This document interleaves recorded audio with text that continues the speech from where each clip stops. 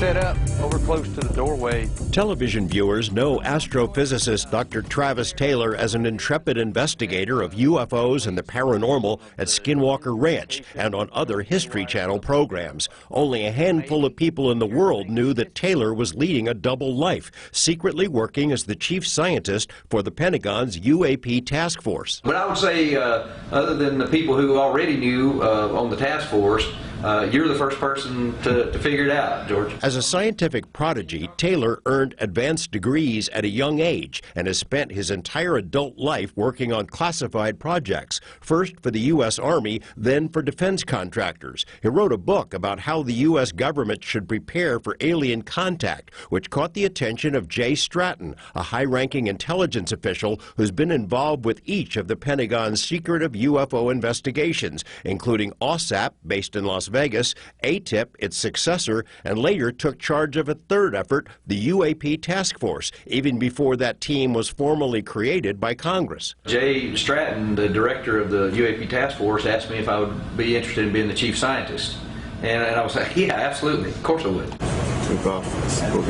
One of the primary jobs of the task force was to write a report to Congress summarizing the known evidence about UFOs. The team had already created a classified briefing consisting of the most intriguing military encounters, starting with the 2004 Tic Tac incident. The task force whittled down a huge database into 144 of the very best cases. Dr. Taylor helped write the final report. But we picked sources that we knew had a chain of custody of the data. And out of those 144, 143 of them we still couldn't figure out what they were, where they came from, and what their intent was. Civilian debunkers have tried to explain away the Tic Tac and gimbal UFOs as birds or reflected light or far-off jet engines, as if military investigators were oblivious to such possibilities. When the UAP task force determined objects to be genuine unknowns, it wasn't merely relying on video clips for evidence. Here's the thing, a skeptic and a debunker,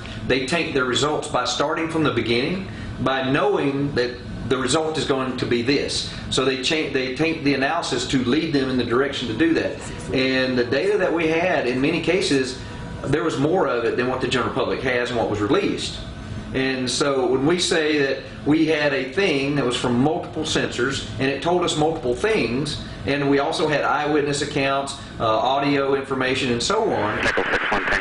Taylor and the task force spent 3 years analyzing the 144 incidents, including dozens of bizarre objects that buzzed multiple Navy ships in 2019. Some of them were spheres that swarmed and kept pace with the warships. Others appeared to be greenish pyramids. At time 0424 Zulu. Task force members were stunned to hear a Navy official tell a congressional hearing last month that all of these were, quote, drones, as if the mystery had been solved. Someone had to disregard the work of the task force to make that claim. We had a lot of sensor data on some of them that we couldn't determine what they are. I mean, if it's our near peers doing it, that's scary.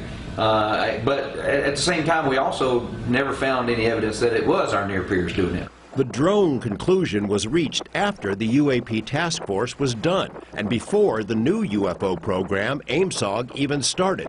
So who did it? George Knapp, 8 News Now. So Travis, you and I talked before, and you know, the world knows you from television. They don't know all the other stuff you did, but you've had security clearances, high level, doing work for different agencies for a long time. Yeah, I started working for the Army, gosh, I was 17, actually. And I've been a scientist or an engineer for the Army ever since. There's about 7 years in my life where I went into the private sector and worked for the intelligence community as a contractor. And then I went back into civil service, and I've been doing that my whole life, and I've had a security clearance for decades. Did you need permission to be the scientist on TV?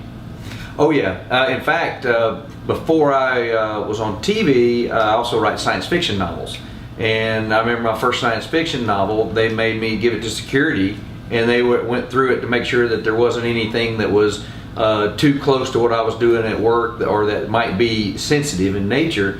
And after about my third or fourth novel, it was too much work for them, so they quit worrying about it. Did you have to tell them, hey, this is the parameters for what I'm going to do on television? I'll be the scientist and I'll be a debunker if it's necessary. And every single time I would go on TV or as any kind of news appearance or anything like that, I would always tell them, I'm doing this, I'm going to say things, and depending on which legal person they had me talk to at each time, what I was told I could and couldn't say was different. Every time. They didn't really have a good standard thing. Just don't say anything. You're not giving an official a DOD statement. You're giving a Travis Taylor private citizen statement, and that's typically how I always treated it. And in some cases, I could say I worked for DOD, then they would change their mind, say no, you work for the Army. Then they change, no, don't say Army, just say defense industry. When you started working at Skinwalker, and we've talked about this before, you were an arch skeptic. You were skeptical about some of the weird stuff that had gone on there, correct? My actual notion was that there were some bad actors doing some things. Maybe it was Russian, maybe it was Chinese, maybe it was just some kids with some new toys, or maybe even the Skinwalker people were doing something to sell books and TV shows. Bigelow, yeah, maybe. Yeah, Bigelow even. Were you aware about OSAP and that program when you started working on the ranch?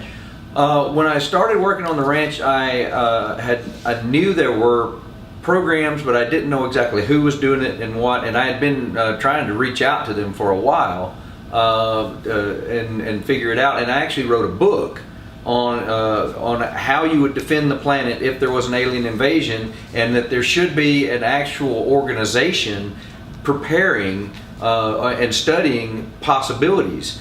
And I detailed out what that organization would be like using my defense industry knowledge and how those things work.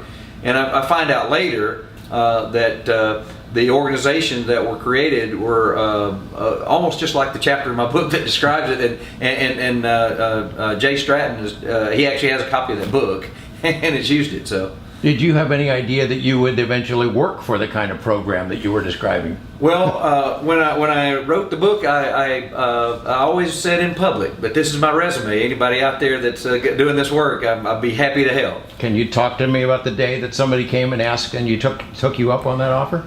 It was really interesting. So some of the things that happened at Skinwalker Ranch, I was in early 2019. I was concerned that they might have had defense, national security issues involved with it. So I asked for a meeting with some folks at the Pentagon that I reached out through mutual colleagues, and I went and briefed them on some of the information. And then at the time, they said they checked my clearances and all, and we were talking in a room where we could talk, national security things. And it was at that point where I was invited to join the team. In what capacity? Well, at first I wasn't sure, but within a couple of weeks, Jay Stratton, the director of the UAP task force, asked me if I would be interested in being the chief scientist. And I was like, yeah, absolutely, of course I would. I mean, you're the chief scientist for the UAP task force, and you're the guy as the scientist on Skinwalker Ranch. People's heads are going to explode when they realize that. Yeah, and there's nothing. I wasn't hiding anything from anybody. We weren't sure of the sensitivity of our positions, and there was public affairs issues, and there was also the question of, are we prepared to handle the press response and the Freedom of Information Act response and all these things? It wasn't because it was all cloak and dagger, Do you find it as at all a conflict of those two roles? You're working for the UAP task force, looking at big picture stuff, and then being specific to the ranch. Is it, you ever have trouble wearing two hats at the same time?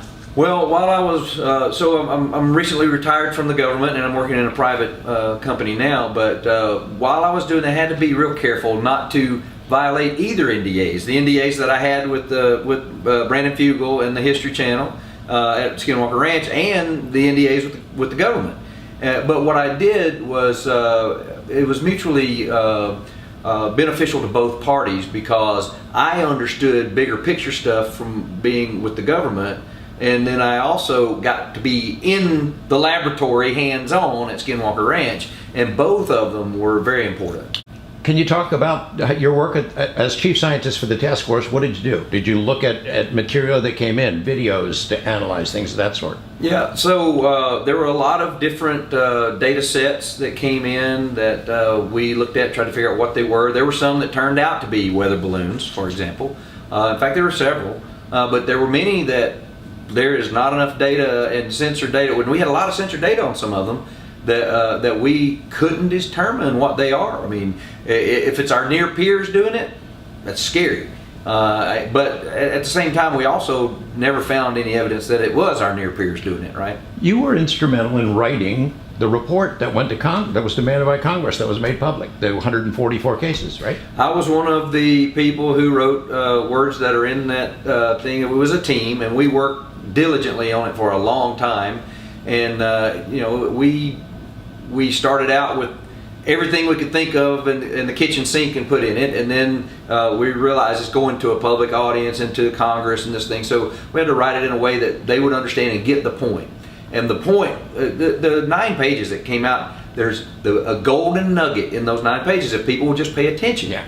There were 144 cases we studied in a period of about 3 years, and in that time frame of just studying 144 cases, and these were only cases that were from credible military sources, right? And not from just MUFON or, because they may be happening all over the world, but we picked sources that we knew had a chain of custody of the data. And out of those 144, 143 of them, we still couldn't figure out what they were, where they came from, and what their intent was. So by the time it gets to 144, you've already weeded things out that are easily explainable. Those Sure. are legitimate mysteries that are left over Yeah. there. You, of course, see social media debunkers, armchair experts who take some of the videos that were studied by the task force that we helped put out. They explain them away in a variety of different ways. It makes the military look like idiots. They have to be idiots to not understand what these guys think they know. Yeah, and that's okay. It's part of the peer review process in science engineering. But here's the thing: a skeptic and a debunker, they take their results by starting from the beginning, by knowing that the result is going to be this. So they take the analysis to lead them in the direction to do that. I'm not here to believe or disbelieve. I'm here to find out what's going on and do an analysis on the data we have. And the data that we had, in many cases, there was more of it than what the general public has and what was released. And so when we say that we had a thing that was from multiple sensors and it told us multiple things, and we also had eyewitness accounts, audio information, and so on, then you put all that together, it's a much bigger picture than just saying, oh, well, we're not going to listen or look at any of that. We're only going to look at what's on this few seconds of video, and we can tell you for sure from that few seconds of video what it is. I don't think there's a person on the planet that can really do that and do it honestly. You're an optical physicist among your many degrees, right? Yep. And so you could look at an image and tell if it's a flare or a bird or something like that? Well, I would like to hope so. I can certainly look at it with the various analysis tools and tell you that if it is something as mundane as that, that's usually easy to determine. There are some things like camera effects that you may see. Camera artifacts will sometimes confuse someone and make them think they've captured something.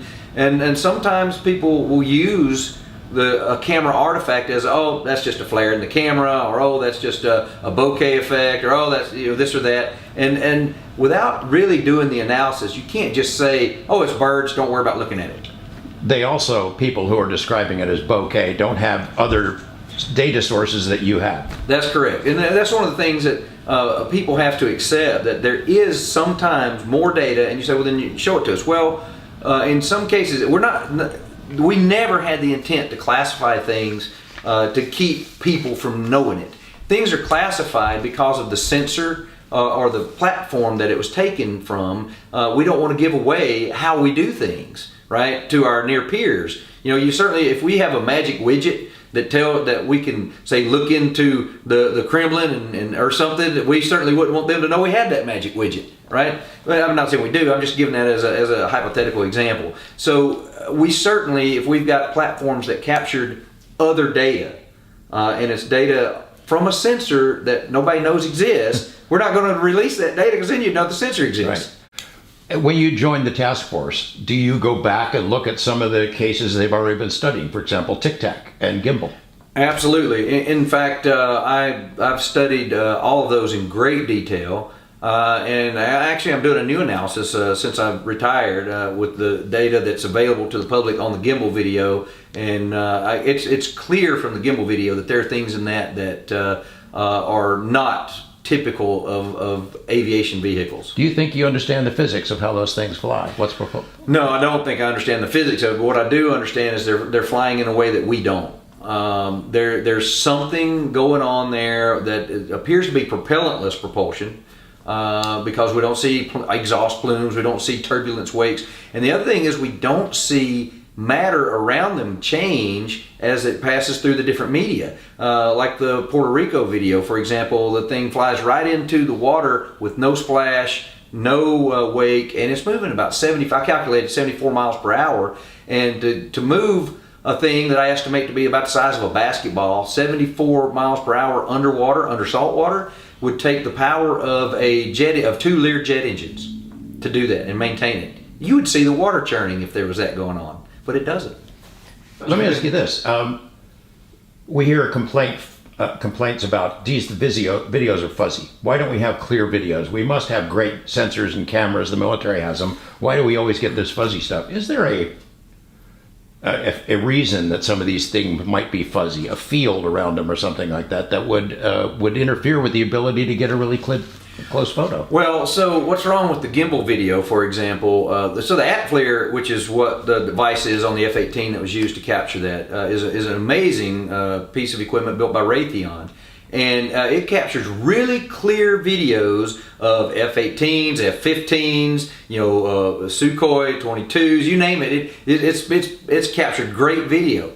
But when you look at whatever the object is in the gimbal video, it's completely saturated in temperature, meaning it's really hot. And so it saturates the camera so you can't see any details about its shape. And around it, even though it's really hot, around it is a region of really cold air. And that makes no sense either. You go from really hot to really cold, and then you have a bubble zone that you're now at ambient temperature like the clouds. And this suggests that something is creating sort of I don't know if it's a field propulsion, if it's just because it's so hot it's creating this turbulent region around it, but that doesn't make any sense physically. Now I will tell you that from recent calculations I've done, if this device, whatever this object is further away than 8 kilometers, then it has to be at the temperature of the melting point of aluminum. And if it's further than 50 kilometers, it's at the melting point of steel. That's how hot it would have to be to show up this way in this sensor. So it's not a jet that's 50 miles away and we're getting glare off of it. That's not what it is. Can they be, are there cases, basically, they're there, but they're not, you can't see it with your eye or with a camera? Well, George, I can tell you that's actually happened to me personally, where we've seen things in the infrared cameras out at Skinwalker Ranch all around us, and then when we move the camera down, they're not there visibly. And that to me is kind of startling and bizarre. And there have been many incidences where, and I think the Puerto Rico one is a case where I don't think people saw it because this thing looks like it flies right between the cars on the road. Nobody reacts to it, but it makes me wonder if you could only see it in the infrared and not in the visible. You know, there's been so much discussion in public, on Twitter, social media, about whether Skinwalker is legit, whether it's worth studying. You know, the OSAP program was based in part on experiences that happened there, and a concern whether or not there are legitimate national security interests there. Is it just a mystery, a paranormal mystery, or is it a national security matter? Well, I can tell you this, George, and this is the part that really scares me the most, is GPS signals over the ranch. And sometimes it stops at the fence line on the ranch, not just in the region, get jammed and stop working, and even are spoofed to make vehicles think that they're underneath the surface and not where they are. And this could cause, you know, airplanes to crash. We've actually had drones crash because of this many times. And these aren't just little cheap drones. I'm talking $50,000 drones. And that is a dangerous thing. If someone has a technology that can do that, they could pick a region and make GPS quit functioning, then you're going to have airplanes that could crash. You could have automated drones that are going to crash. You could have vehicles that follow GPS systems. I mean, there's so many things that could affect. And if it can do that to GPS, it can do that to other things. So this is a capability that's happening, some kind of phenomena that's happening that could potentially be a threat. Multiple phenomena and seemingly intelligent, right? It's an intelligence of some sort? Well, if it's not intelligent, it's very serendipitously random, because it'll change in a way that is going to befuddle what your plans are. Whether a perfect example is we'll do experiments, and right when we start to, everything's working fine, perfectly with the equipment, and right when we're ready to say, okay, we're going to take data now, a battery will die, or a piece of equipment will malfunction, or the memory cards will quit working. Another perfect example is there was one particular time when I was on the ranch, and we got cameras everywhere, and every time that I stepped in front of one of these cameras for 40-something seconds, the cameras went black. So there's 40-something seconds where I'm doing things that there's no record of, because the camera's still recorded, but they blacked out and the audio quit. The same kind of thing happened to NIDS, the Bigelow organization privately that was there. It happened during OSAP, but they didn't have the kind of cameras that you guys have. One great contribution of the TV show is you're able to demonstrate those small little things that happen all the time. Compasses go crazy, batteries die, that nobody has ever been able to prove. All the time. I mean, we have multiple, all of us carry compasses. We have compasses on our phones, and we'll pull them out when things start happening, and they'll be spinning, or they'll turn completely wrong direction, and at the same time the cows will be going crazy. I can't explain all that. Can you explain is there the physics of the hitchhiker effect? I know people find that just too far out. You've experienced it yourself. Yeah, and we are always nervous about talking about the hitchhiker effect, because we might stimulate it. We don't know what causes it. But could there be a physics explanation? Well, if it's maybe functioning through quantum physics, there's a possibility of quantum entanglement, that somehow whatever describes our consciousness, which is most likely a quantum phenomena, gets entangled with whatever the phenomena is. And so wherever you go, you're still connected to it. And that sounds hokey, but it's called the quantum measurement problem. A lot of scientists are studying it in great detail, and there's been some Nobel Prize nominations for the topic. And so I think that could be an explanation, or at least somewhere in the ballpark. You've had things happen on the ranch that are creepy. I mean, inexplicable, call it paranormal, but it's happened. It's real, right? Yes, very real. And in fact, one, it's almost like what you would call stigmata that happened to me.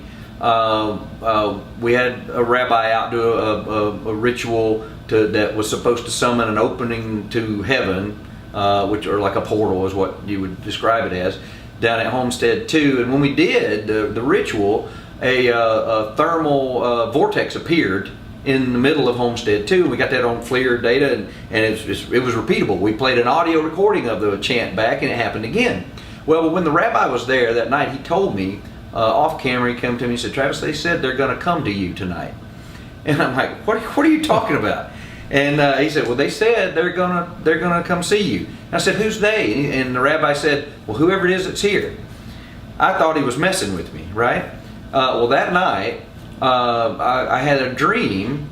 I was in my trailer, my trailer doors are locked and everything, and I had a sort of a waking dream that the trailer door opened, and my bedroom door slid open, and a native walked into my bedroom, a really old native, and he looked at me, and he shook his head, and he reached out, and he touched me on the face right there.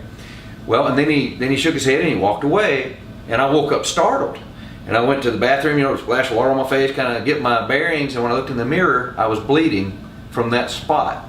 And I had a sore appear there and stayed there for several days.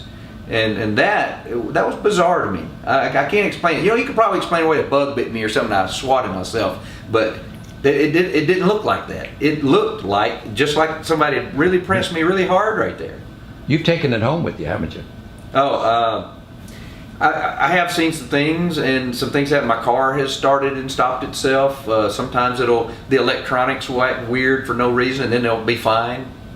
I've actually had that happen once driving out of my driveway. My car just turned itself off, and I just happened to get out because I was wondering, just curiosity, and I thought, well, if I'm at the ranch, I'm gonna get out and start looking around. So I got out of the car and I looked up, and there was an odd vortex in the clouds above my house when this happened. I can't explain that. I'm just saying those are correlated events. I don't have any other data to go along with that, but that's a weird piece of data. But when I got back in the car, cranked right up.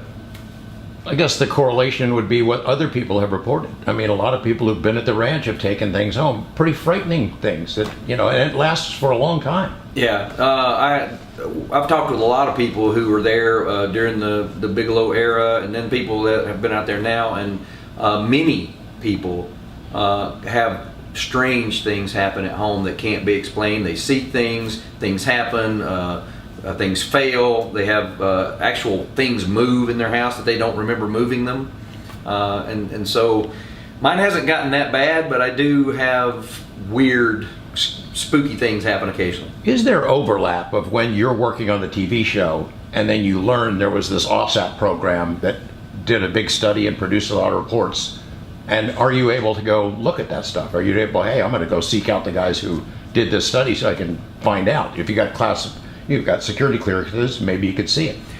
Yeah, and of course I couldn't talk about the details of any of that, right. but of course, I mean, anybody with any sense, right? If they have access to read information, this weird stuff's happened to them, they're going to go read the information. So I can tell you that I've asked the people who know and have been briefed as much as people know about. I think some of the information, though, Mr. Bigelow kept to himself, yeah. and so we haven't been privy to that particular information.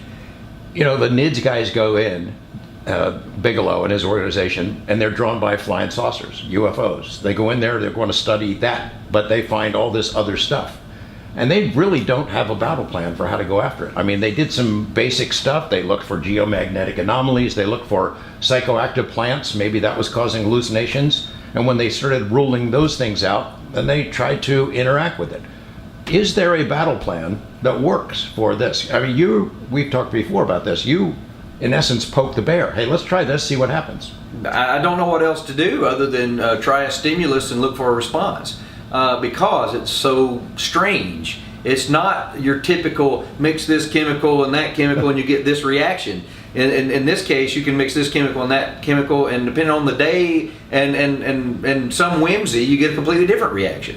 So what I am trying to do, and with Eric and the other guys out there, is we do as many different experiments that might stimulate something across all the physical spectrum of stimulus. Electromagnetic, magnetic, gamma rays, actual particle radiation, like rockets, digging, drilling, you name it, anything we can think of. We're trying to see if we do this happens. Hard to predict, though.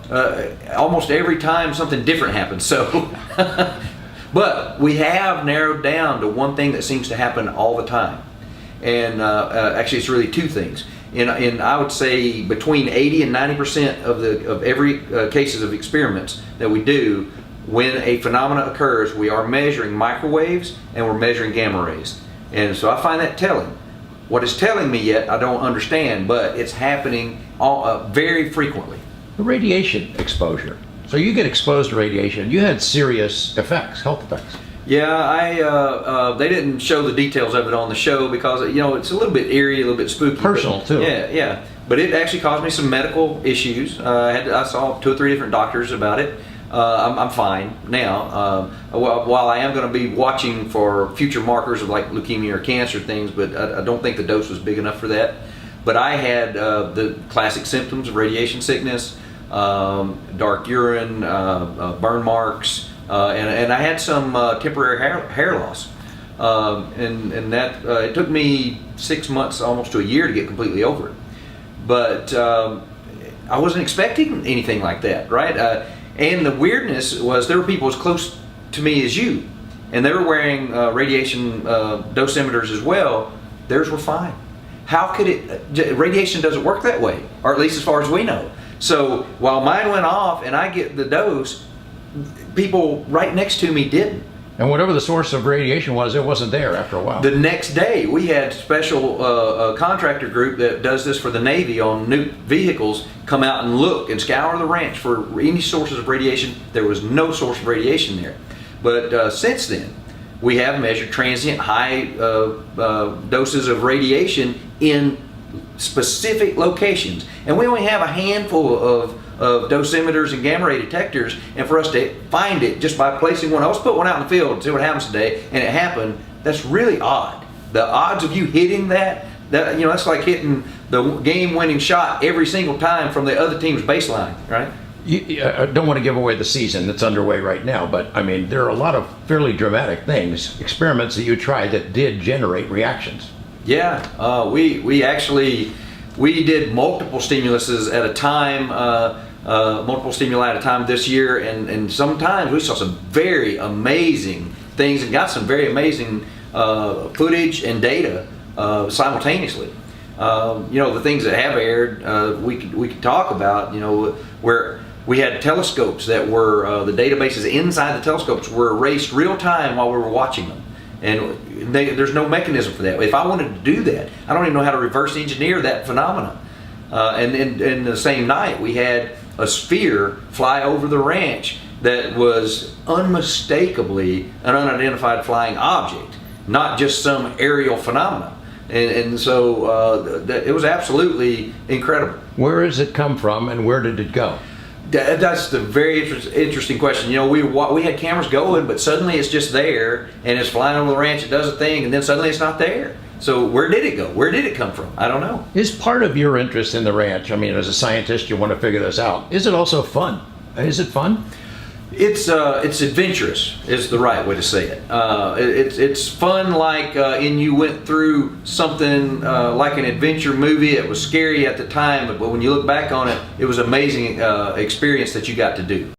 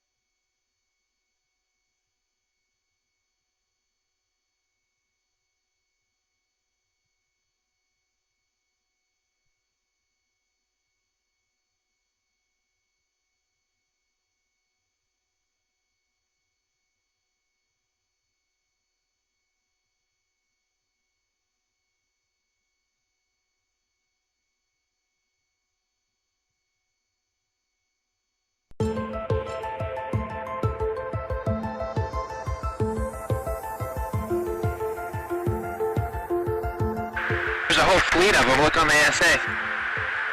My gosh.